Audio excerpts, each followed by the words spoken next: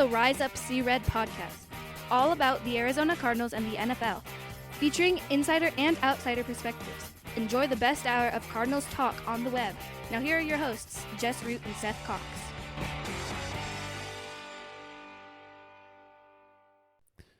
Hello, Arizona Cardinals fans, and welcome to the latest edition of the Rise Up See Red podcast. I'm your host, Jess Root from CardsWire.com, the Arizona Cardinals NFL Wire site. This is episode 403 with Seth Cox from RevengeOfTheBirds.com, the SB Nation Arizona Cardinals site, and also one of the hosts of the original Draft Breakdown podcast. Again, this is episode 403. We're back recording on a Tuesday night. Hopefully you all caught the last episode that I had when I brought on Isaiah Smith from the Cardinals, looking for he talked about his rookie season, what's coming up this offseason, how he wants to prove that he wants to win a starting role for this next year, whether that's either guard position or whether he believes he can play center or either guard position. He still has a little bit of work to do that. But if you haven't, subscribe to the show and catch up on those old shows. And in the last couple of weeks, I had Isaiah Smith on, had Devon Kennard, DK, talking, former Cardinal, about some of the things, his time at the Cardinals, his new book coming out. But this is episode 403. We're going to talk about some of the things as the Cardinals and the rest of the NFL is in Indianapolis. We're not quite ready to talk about the Combine, but there's stuff leading up to it. So we will have our Combine shows next week. We'll probably have another show coming up this week where we talk about kind of the positions and how critical there is at each position, or what positions are the greatest needs. But Seth, we now have a coaching staff in place, even though it hasn't been announced. And we've heard the coaches, we've heard the head coach and the coordinators, we've heard Monty Austinfort. And so far, we can say with a certainty that we don't know anything about what they're going to do, right? Yeah, and you wonder how much of it is them still figuring things out for themselves, right? Like, I talked about it a little bit off the air. You go in, players from film, but you got to learn about the players as well. And so, you don't want to square peg round hole this thing too hard, especially coming off what was, feels like a lot of square peg round hole situations in the Vance Joseph era. And hell, even in the Cliff Kingsbury offensive era, like you just look at it, and adaptability, something that Gannon and both coordinators talked about quite a bit, is, I think, what the biggest thing is that you and I want to see, right? Are guys that go, okay, this is what I want to do. It's not there yet, so this is how I'm going to adapt what I want to do to be able to do something different. And that's one of the big things that we've heard. Now, the question obviously becomes, what type of practice are they able to put that in? And but we also have to understand that this is as we'll discuss later this week, this is a slightly larger retooling than they're trying to let on at this moment. Doesn't mean it can't happen quickly and they can't compete in year one, but there's a lot of pieces that have to come together. Yes, absolutely. And because we've talked so much about the coaching search over the last several weeks, it feels like our shows are going to be content rich for the next 3 weeks as the Combine is here. Free agency is right around the corner, and then the draft will be here. So there will be no shortage of content. I think we'll be able to pump out a couple of shows a week, whether it's Seth and I, whether it's just me, whether it's me getting some other guys to come on the show and talk about things. But in this show, we want to talk about some of the latest that's been going on. Adrian Wilson, I think that we're going to lead with that. Adrian Wilson leaving the Cardinals for a promotion with the Carolina Panthers, and we'll kind of talk about what was said about DeAndre Hopkins, what we think might happen with Isaiah Simmons in a new defense, and comment on Jonathan Gannon's comments about his classroom meetings. So let's start with that. It was reported on Monday afternoon by Ian Rappaport that Adrian Wilson, that the Carolina Panthers stole Adrian Wilson away from the Arizona Cardinals and gave him a promotion. He will now be the vice president of player personnel for the Panthers. It was mildly surprising, and the fun part is the fact that Adrian Wilson himself, I follow him on Twitter. Not everyone can. He's got a protected account, but it was funny because after Rappaport reported it, he was like, I have no idea how he got that. And he's like, but congrats on scooping it. And that led to some questions early. So before we get into what A-Dub said himself in his statement to thank the Cardinals and everything, what are your feelings on Adrian Wilson leaving the organization? For me, it feels a little bittersweet. Yeah, I mean it's sad because he had been kind of, I mean, I know at the end he was with the Patriots and Bears kind of fleetingly, but so it's sad to see a guy that was basically a lifelong Cardinal, a guy that's in the Ring of Honor, have to move on. But it's something you and I have talked about. They kind of needed this, right? Like, while we loved Adrian the player and we respected what Adrian the front office guy had grown into over his 8 seasons in Arizona, he's also on the front office side. He's part of what was that old regime, right? Like that old way of thinking, the old way of doing things. And somebody brought it up, and I think it's a fair question. How much did Adrian get to do on his own? And it's not something that we'll really ever know, right? Because we weren't in the meetings and we weren't, part of that. But I think for the Cardinals to move into a new era, especially where they are the Monty Ossenfort led Arizona Cardinals, obviously with Coach Gannon, riding shotgun. They needed kind of that break from what they've had, and it's unfortunate that that included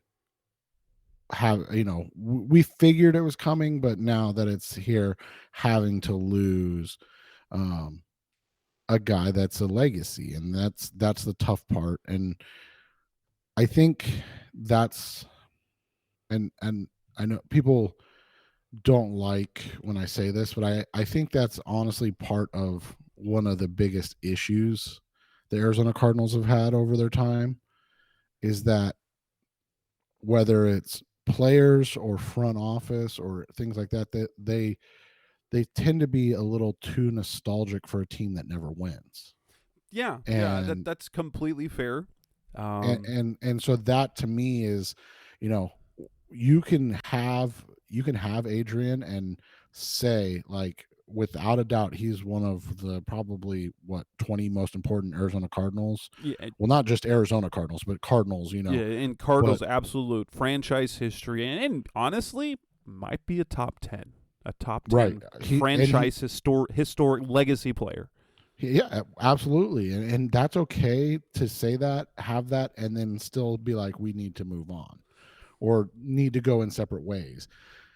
Because at the end of the day, what it's about isn't about a guy like Larry Wilson or, Adrian Wilson or whoever, was the historic player involved, also being a key member of the front office or GM in Wilson's, Larry's case.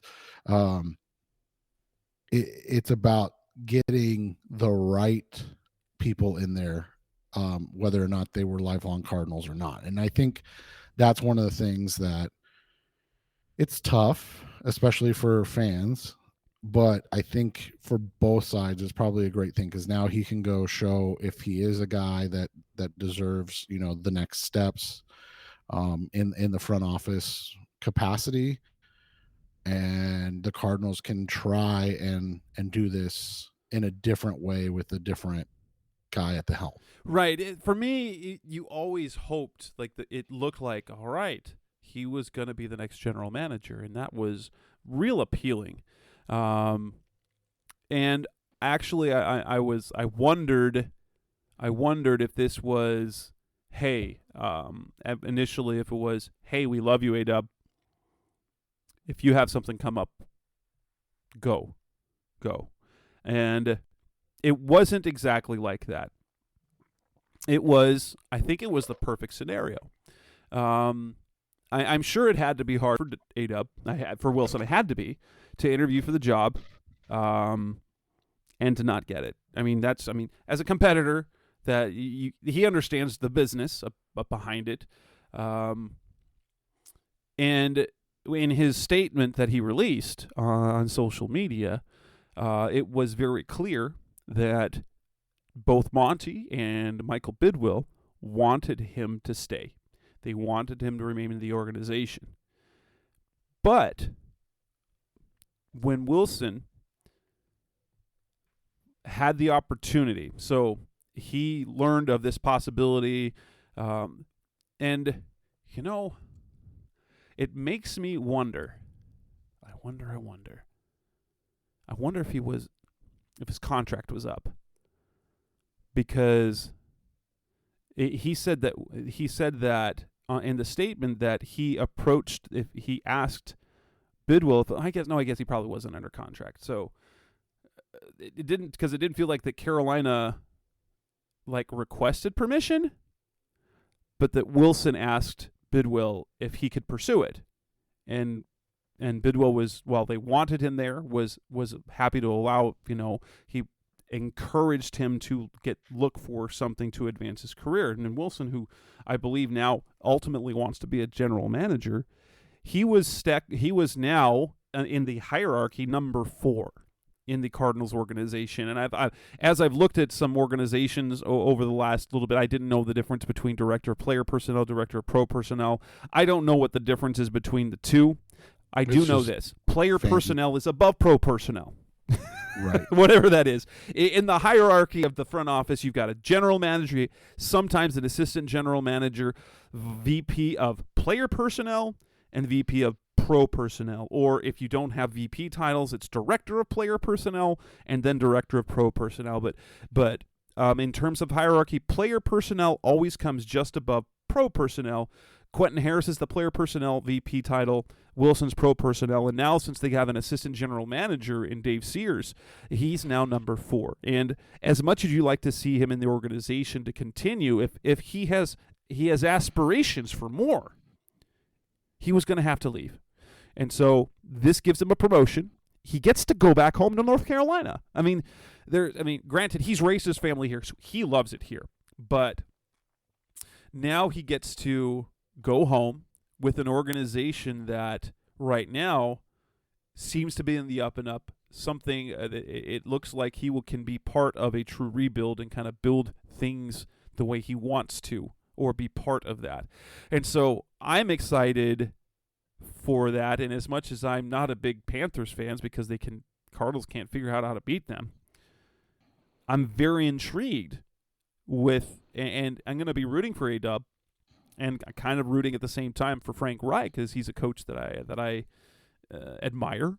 And so Carolina suddenly becomes a much more interesting NFC opponent from a distance. Yeah, and they're one of, like you said, from a distance, but you also look at it and you see a team that is retooling in the same vein as the Cardinals, right? Totally. When they brought they brought in the college coach. It sort of failed, at least in Rule's case, it failed miserably in the And then the Cardinals failed fantastically in this case because they went from bad to good to bad in a hurry. But yeah, it was kind of in the same vein of things, and now they're going a more traditional. Well, they're definitely doing more traditional.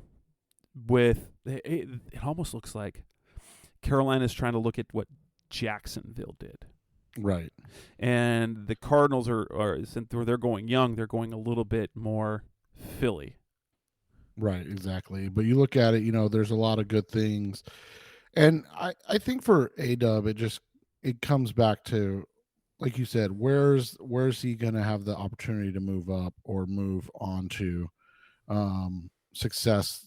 The quickest is probably the wrong word, right? But like be put in a position where he can be the man sooner rather than later.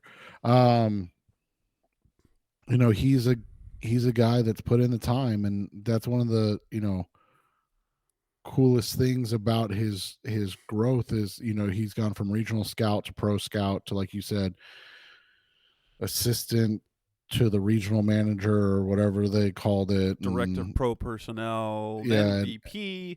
And then there was a little while when he was with Bruce Arians and he just didn't have a title. They called him what was the vice president of stuff.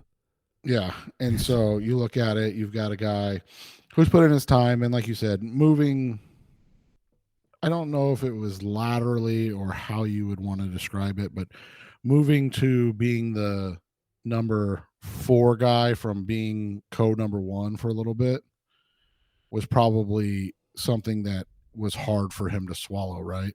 Oh, absolutely.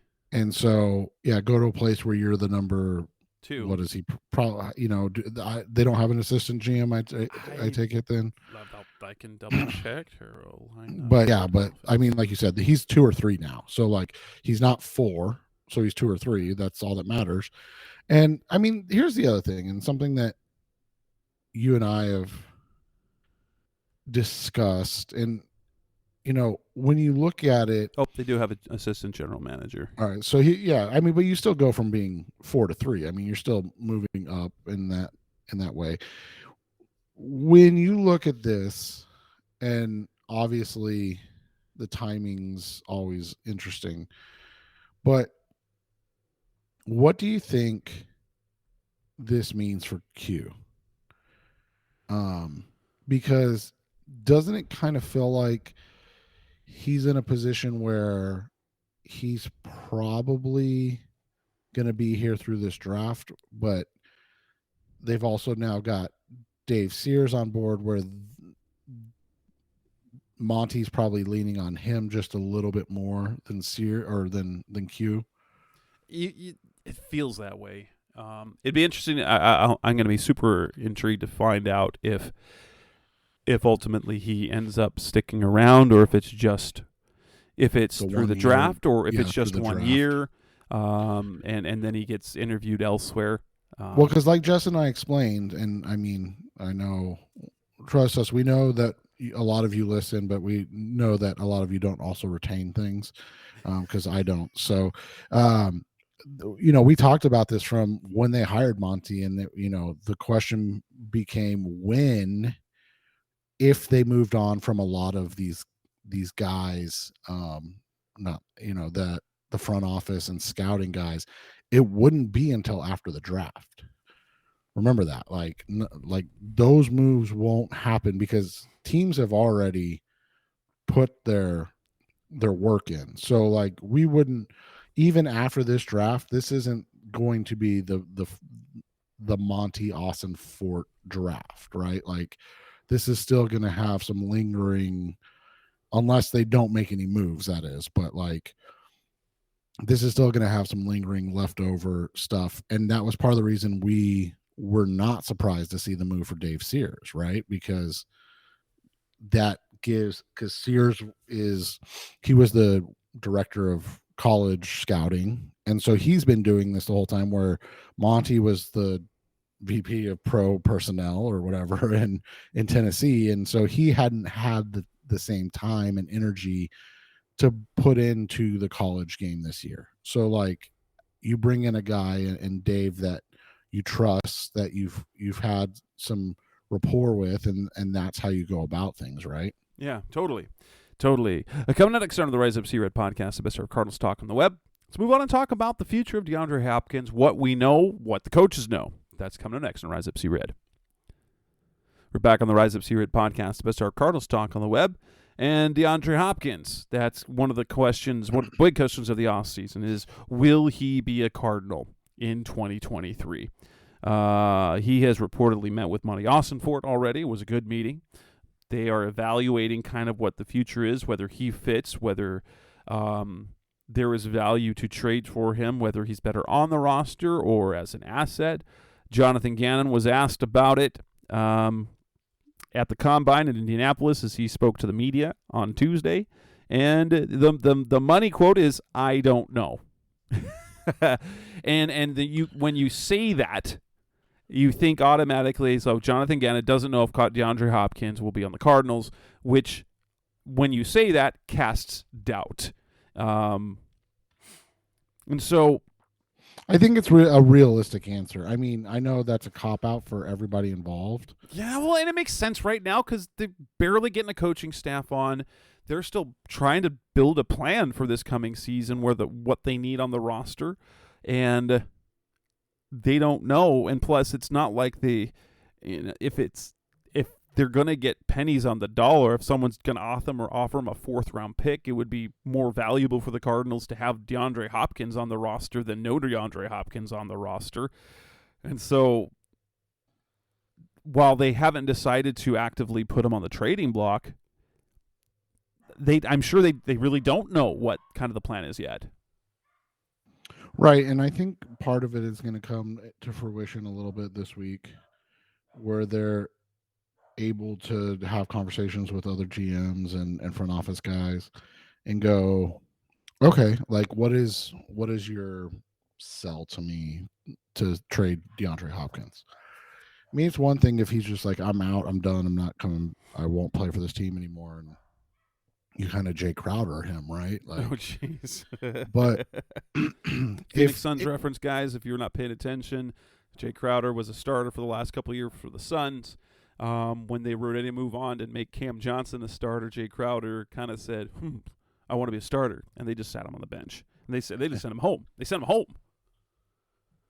Yeah, and that's what it comes down to. And so if it's not just straight up, I will not play for this organization anymore, then you take your time, you do your due diligence, and you work through it. And one of the things we saw, and Cardinals fans should be fairly comfortable with it, right? One of the things we saw last offseason was when draft day comes, things change. The Cardinals sat there with like, okay, let's see what we have. Let's see what we can get. And what they got was no chance at getting a wide receiver in that draft. So they had to trade the 24th overall pick for Hollywood Brown. So, unless they're blown away by an offer that says, hey, here's a one, right? Like this, we're not even going to delay it. We're the Ravens. We've told Lamar Jackson, like, hey, resign. We'll go get you a true alpha wide receiver one. Okay. We're in, here's the pick. Let's do the deal. Let's get this done. Then you sit there and go, okay, let's see, whoever's at the back of round one. And trust me, as we get into this, you're going to find out that this isn't the best time to need an alpha number one wide receiver draft class. Like this isn't the draft class where you're like, oh, it's not I last can year's go draft class, right, for sure. Right. And so like there are 2 or 3 of those guys, but remember last year there was 7 wide receivers taken before the Cardinals picked. There won't be 7 wide receivers taken in the first round this year. So like if you're sitting there and the Giants at 26 or the Ravens at 23, want a guy like Hopkins during the draft and they go, okay, well, the top 3 guys are off the board. I'm not wasting a first round pick on, Zay Flowers, and not trying to take a shot at Zay Flowers, just saying. And and then you come back to it and that's what it is, like it is, that's where your opportunity comes in, right? That's where your opportunity as the Cardinals come in and you go, oh, now I can go get something. Do you think that they can get a first-round pick for him? I would. I think in the right scenario it could, but I think we're probably going to be looking at, if they make a deal, it's going to be a 2 plus like a pick next year. Yeah, and that's kind of where I'm at with the whole situation. Like, it's tough. It's definitely tough to see them getting a first for him. But like I said, that's why I think waiting actually behooves the Cardinals. A team like the Ravens, Benjamin Albright on the PHNX Cardinals podcast suggested to keep an eye on the Chiefs. And I've said that all along. And, I not that I think the Chiefs would deal their first, but, if they're unable to get something done with Juju, and then, you look at it and you go, hey, we're in a spot where Kelsey's older. We're going to have to retool this offense eventually, but like, can we get one more great run out of it? You kind of, again, a Phoenix Suns reference, you go get the older guaranteed guy, right? Right. Like, the only way that the Suns trade for Kevin Durant doesn't work is if he's injured. You can say the same thing about adding a DeAndre Hopkins to the Chiefs, right? The way it doesn't work is, now with Hop, there's a little other stuff, if he gets suspended for a full season or something like that. But, realistically, the only way it doesn't work is if he's injured. So like, would you trade 32? Well, then that goes back to a conversation you were having on Twitter today, right? If you were able to get Hopkins or 32 for Hopkins, now you're in New England Patriots move down, stack day 2 pick territory, right? Right. Because then you've got 32 and 34. You can move out of 32, pick up a pick in the 40s and, a third or a fourth rounder or even something for next year, and still get 2 guys at 34 and in the 40s or whatever that are probably equal in grade. Right. And so that's what it comes down to. I think the whole thing with Hop is going to work itself out. Like, I really do. I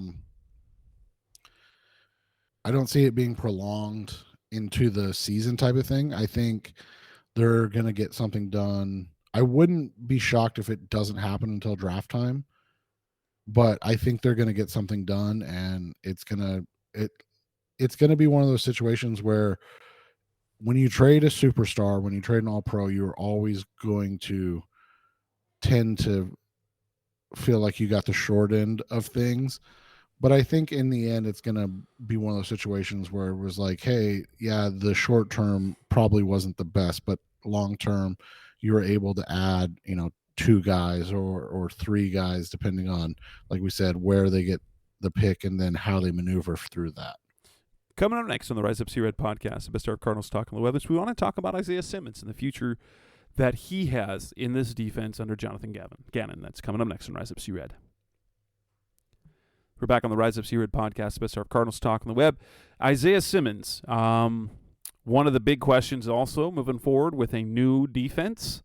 Where will Simmons play? Will he be a linebacker? Which linebacker position will he play? Will he get moved to defensive back? And what will they then change what they do with their defensive backs? Will he play in the slot like he did last year? Will he play safety? Will he be a rush linebacker? Will he be that? There's lots of questions for that. Jonathan Gannon, of course, said he's looking forward to figuring that out because, of course, he doesn't have an answer yet. 1, why would he answer if he knew? 2, he hasn't been able to, like, they've just now got the coaching staff together. And while they do have schematic philosophies, I'm sure they haven't got, they're in the process of figuring out who fits, who doesn't fit, and how they might use him. So yeah, are you surprised that Gannon doesn't have an answer yet?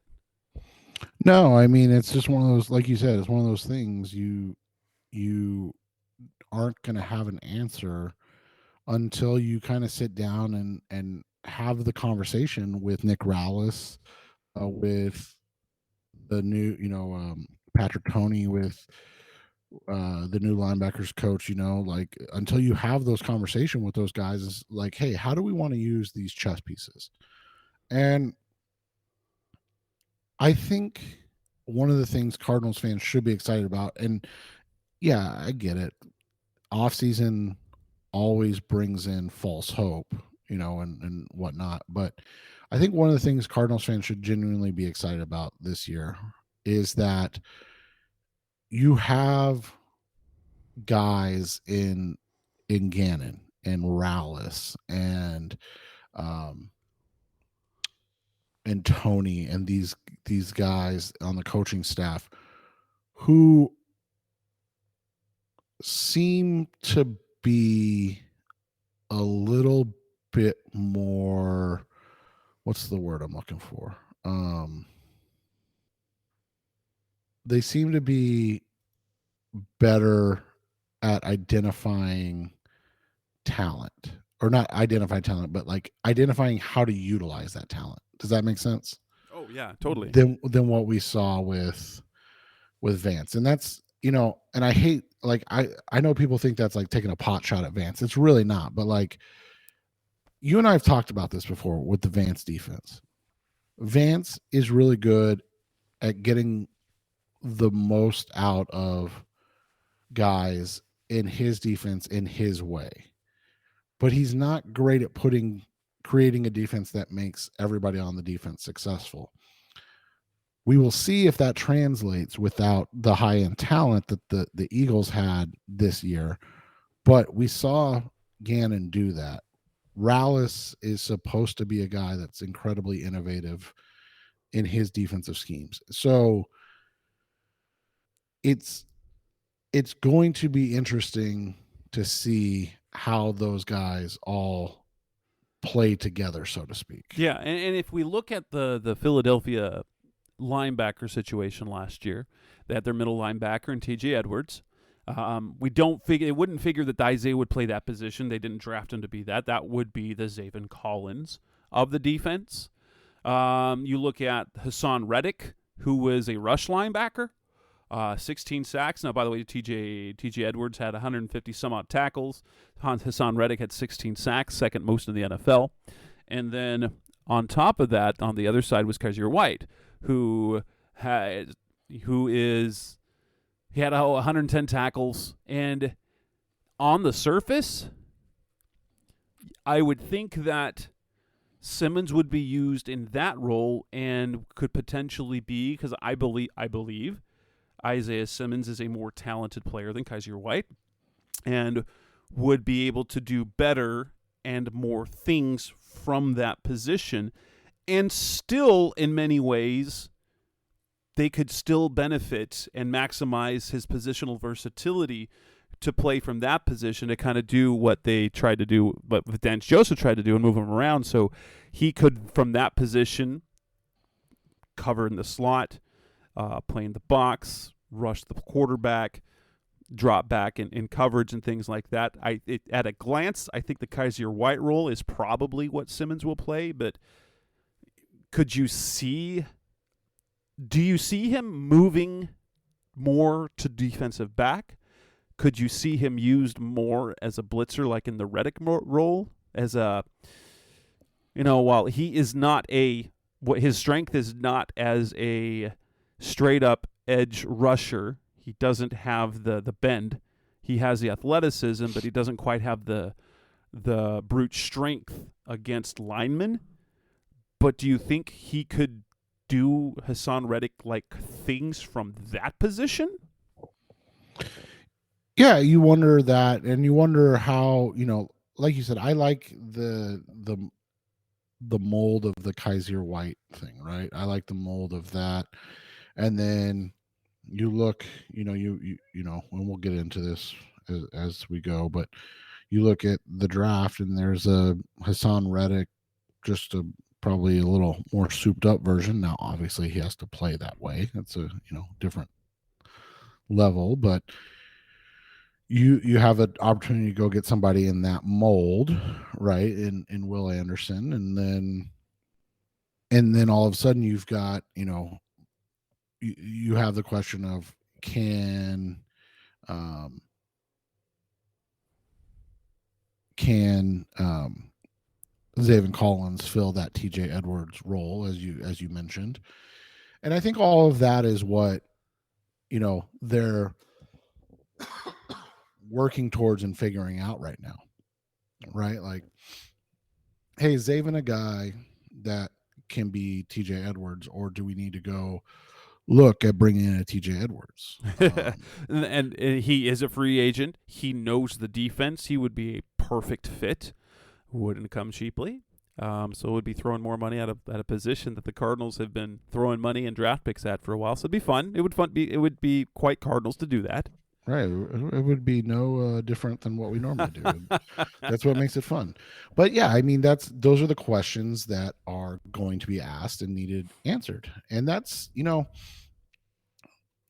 as much as we lament and we want to cover the team that's playing in the Super Bowl more than anything, that would be, I mean, that would be so fun. At the end of the day, so fun. Jess and I do this not because it pays the bills or anything like that, but it's because we're genuine fans of this team, and we've kind of given ourselves to the fact that, like, this is who we're going to cheer for and so, like, at the end of the day, we want to see a Super Bowl just as much as any of the other fans do, because we spend hours during the off season painstaking over this stuff as well, not just podcasts, but obviously with the sites. And so, yes, being at this junctures makes our jobs way easier right now than it was maybe 2 years ago, right? where you're coming off a 7-8 win season and everything's kind of where it's supposed to be, and now all you're trying to talk about is what's coming up next season. But we've also done this now. This is Jess's, because you went through the Wisenhunt to Arians era there. I did. So this is his fourth time. This is my third time going through this transition, and it's like, man, just one off season, right, where you get to write about being the defending Super Bowl champs and like and you stuff. Could talk about how like during the combine for the second year in a row, Sean McVay's off on a yacht somewhere because why not? Exactly. Yeah. And so that would be fun. But at the end of the day, like, this is much easier content for us in terms of things. Like, we're able to talk about what these guys are looking at doing, how it fits, how it's going to work, and being excited about it.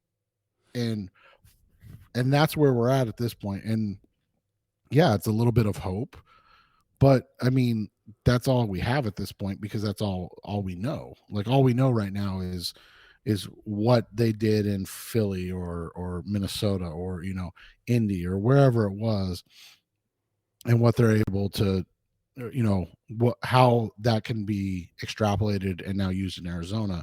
And so that's the thing, is like,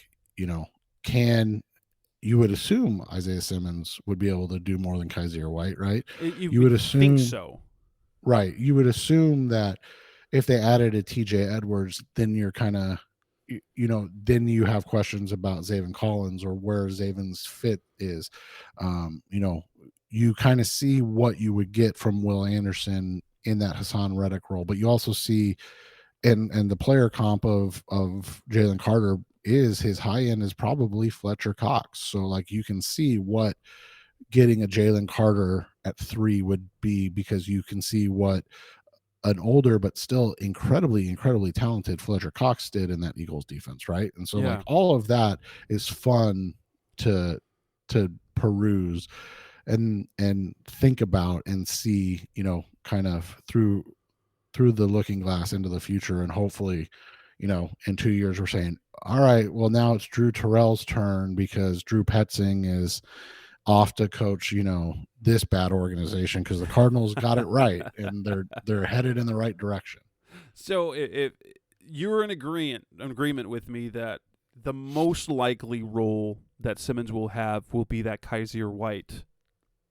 It feels like it feels like it would make the most sense, because Yes. here's the other thing with White, and I'm pretty sure and I'm going to double check right now. He's but undersized sure as a linebacker. And he he is, actually but on he Pro Football also- Reference, he can play some DB. Yeah, but he was also kind of a failed guy in LA. So he was a 4th round pick in LA. They had him at defensive back. They moved him to outside linebacker. Then they moved him to that inside linebacker, and then he went to Philly and kind of thrived in that role this season. You know, he had a really good season last year in 21, and you know, kind of showed Philly what he could do. And then all of a sudden, you know, he had another 110 tackle season, you know, kind of, and with 7 passes defense. So that's kind of what you look at. You know, if you can get 100 plus tackles and, you know, 8-9 passes defense from Isaiah Simmons, Right, that's and what you want from a guy. want to see from a Simmons in that sort of role is you want to see 2 or 3 interceptions, maybe 4 or 5 sacks as well, to really fill that stat sheet. But playing in that same sort of role where he can, where they use him in coverage. If there was any doubt, I wondered, did you, like, if we look back to last year when he was used primarily as a slot cornerback, and Vance said this last year, Simmons didn't get exposed last year as a slot corner. So he's a guy that was a safety that was learning linebacker, but then they lined up in the slot, not just against tight ends, but against some speedy receivers, 6'4", 240, sub 4.4 speed. He's a giant out there running, step for step with some really speedy receivers. And he, while he didn't play perfectly, he made mistakes, especially in that first game of the year against Kansas City. But if you look at for the course of the season, you never thought that coverage in the slot was a deficiency. No, and he improved so much over his time. And, it was one of the things that we questioned when he was coming out, is that, is it smart to ask a guy that's never really been a true inside linebacker to come in and play inside linebacker? And it goes back to the square peg round hole thing of, like, sometimes you draft a guy, and we saw it with Hassan here. Everybody was going to play him at inside linebacker. The Cardinals just tried to do it. They also tried 3 different times, and the third time it took to play him on edge.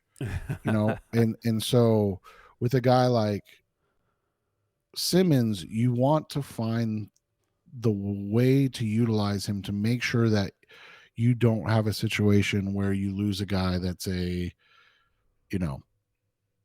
just be honest. Like, I mean, Simmons or Hassan Reddick's a flat out freak. He's a freak. He's a stud, whatever, verbiage and things you want to use. He's a guy that the Arizona Cardinals could have used, right?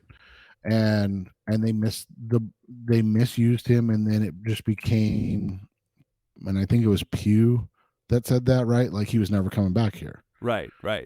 And so that all is something that it happens. Like, I know people don't want to hear that, and they, they should have figured it out. Well, they probably should have, but they didn't, and they weren't the only team that was thinking that way. So it is what it is, but at the same time, they made a mistake, and it's cost them.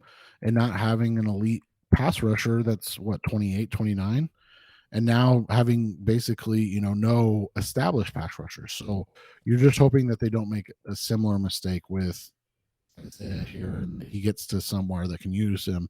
And that's the hope, right, with the new regime, is that they'll be able to utilize him in a proper way that gets him, he doesn't have to be an all-pro. There's only 22 of those every year. But is he a guy that can make a couple Pro Bowls? Is he a guy that can be, an Adrian Wilson like player that has that blossom later in his career. And that's one of the things that people forget about A-Dub, right? Is that it took A-Dub until his fifth season with the Cardinals till he made till he was, oh no, it was his sixth season till he made a Pro Bowl, right? Like that was one of the big things. Remember, and you remember obviously, but Yeah. and I can remember is like it was a big deal to him and something that literally hurt him every year when he was the number 4 voted defensive player of the year in 2005 and didn't make the Pro Bowl. Oh, jeez. And then you look at it and he made the Pro Bowl the next year. And you talk about that all the time, right? It takes one extra year. So especially for guys like on Cardinals on bad teams. So if you are a great player, it takes an extra year before, like, it takes a great year and then they're like, oh, he had a great year last year. We put him on our Pro Bowl watch, and then he gets the Pro Bowl after that. Right. And so that's where it's kind of at now for Isaiah. He hasn't had a great year, but like that's the hope, is that this regime is going to come in. And it's really funny because we talk about it with Kyler and hoping that they get the most out of Kyler, but like there's a lot of players that we feel like need that, right? Like we're talking about Isaiah, we're talking about Zaven. We haven't mentioned like Cam Thomas and Myjai Sanders, like that they need that, or that Josh Jones, or all these other guys as well. Because realistically, the guy that gets all the pub, the guy that's going to be the do or die for a lot of things is going to be Kyler. But there's a number of players that are in a position right now that need to show something or show something more, right? Absolutely.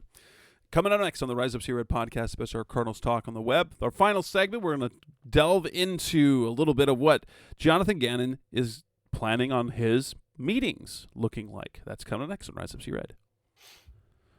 We're back on the Rise Up Red podcast, especially our Cardinals talk on the web. Jonathan Gannon, give us a little bit of insight of kind of what he wants to do in his NFL, in his classroom meetings, position meetings, team meetings. Interesting, because when it was Cliff Kingsbury, the big thing everyone talked about was how he was going to give guys cell phone breaks. That was literally like the talk of the NFL, was his philosophy of Cliff was about, and he was all about business. Like, he's like, get the information, get it in there, don't waste their time, get them out, get them on the practice field, and doing things like that. And he basically said, here's your stuff, take care of it, be a professional. Gannon's going to be different. He wants interactive meetings. They're going to be competitive. They're going to put guys on the spot. Guys are going to be called out to present and and that, like he says, he doesn't want it memorized or regurgitated. He wants it understood.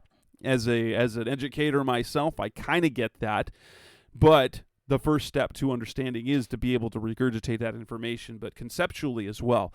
And so I'm very intrigued about the notion of these team meetings. How are they going to go about it? Yes, right? And he's going to call out guys. Okay, all right, Isaiah, boom. Okay, there's a scenario. Tell us about it. And you're put on the spot in front of your teammates, and there's something really old school about that. It's hard to see outside of the locker room and the team meetings and in the football organization. It's hard to do that, but it gets me more excited about Gannon, because what I feel that he's creating is greater competition in everywhere. And I'm reminded a bit of Jim Harbaugh, only so far without the incredibly grating personality that wears you down and wears you down. Gannon, thus far, he's got the uber competitive, like he wants to elevate people and he's going to put stress on you so that you are better. But at the same time, he will be extremely positive and will show like the coach love, the type of love coaching that Bruce Arians believed in, that he got from Bear Bryant. He's all coach him hard and hug him afterwards. Yeah, and one of the things that you know it way better than I do because and I know you're teaching, but it's the same thing basically. You're teaching high schoolers. I coach, but I coach. You know, this year I'll be coaching 12U kids. They're a little squirrelier, a little more knuckleheaded and stuff like that. But I think one of the things that you've seen, because you've been a teacher for what now, over a decade, right? This is year 22 on that career. Right. So for you, you've seen the change in the kids, and Cliff's coaching style was about adults, and it was about treating people like grown men that deserved respect because they're professionals. And you and I as professionals, we appreciate that, right? We appreciate not being micromanaged. We appreciate being able to um, do our thing, and we take that respect and we give it back in being responsible and making sure that we're doing And producing. our We're yeah. productive at what we do. We're given a level of respect. They don't waste our time, and then we go and produce. The problem with Cliff's way of doing things is it only works if you have 50, and it's more than 53, right? It's what, 70 some odd with the practice squad and all the other guys. If everybody's buying in, everybody has to buy in. And the fact that there wasn't everybody buying in, whether it was offensively, defensively, special teams wise, coaching, assistant coaches, coordinators, whatever it was. And we know it was happening. We just don't know to the extent and exactly who that were not bought in. Then it doesn't work. And so, yes, you've talked about DJ Humphries, right? He did not work with Bruce Arians, but at the time he was a young kid because he was only like 20 when he got drafted, I believe, right? Yeah, he was super young. He was very immature. He was used to being babied and being the best. He was a 4-star recruit. He went to Florida. He played for a couple seasons, didn't play particularly well, and was still thought of as one of the best offensive linemen coming out in a draft because of his size and movement ability. And then he got here, and all of a sudden it was like, we want more from you. And it's like, well, I don't know how to dig down and do that. I've never done it before. What are you talking about? So it's one of those situations where Gannon's going to come in and kind of put the kibosh on all of that, right? Like, hey guys, we're getting back to doing things old school. Maybe I don't think it's old school. I think you would agree it's not old school, but a little more authoritarian, right? Like, we expect you guys to be respectful and to put the work in, but we're also going to push you guys to do it. We're not going to just expect it to happen and assume it's happening. And I think that's what the difference is going to be, is that there's going to be more, and they've talked about it a lot. There's going to be more accountability about things. There's going to be pressure to know stuff. Right. And that was something that was missing from, especially at the end of the Cliff regime, is that there was just, and this is a conversation that you and I can have on another show, but I think I know where it stemmed from. And I think that's where the whole aspect of things getting kind of blown up from the entire coaching staff, a lot of the front office and things like that. I think that was important because there needed to be a reset of the mind just as much as there is of the schemes. Absolutely. And with that, we come to the end of this edition of the Rise of Sea Red podcast. Of our Cardinals Talk on the web, episode 403. If everything goes well, we will be back later this week, either Seth and I or with a solo pod, where we will talk ahead in episode 404 about each position and what the Cardinals stand in need of at each position. So that wraps this up. Make sure to sign up if you haven't yet. Of course, subscribe to the show. And if you also haven't you make sure and get on over to the Original Draft Breakdown podcast for Seth. Get all the draft goodness at this time of the year. He and Justin will be breaking down numbers from the combine. They'll be testing numbers, and that's Justin's wheelhouse with trending and athletic scores and things like that. Make sure you catch that. But we'll be back again soon. That's Seth Cox. I'm Jess Roop. Thanks for listening, as always. Thanks for listening to the latest edition of the Rise Up, See Red podcast. Listen to previous episodes and subscribe to the show on Apple Podcasts, Stitcher Radio, Audioboom, or many other podcast platforms so shows are delivered directly to your mobile device. Please give the show a 5-star rating and always support the sponsors who support the show. We'll be back soon for the best hour of Cardinals talk on the web. Rise up, Red Sea, be red, see red, and of course, rise up, see red.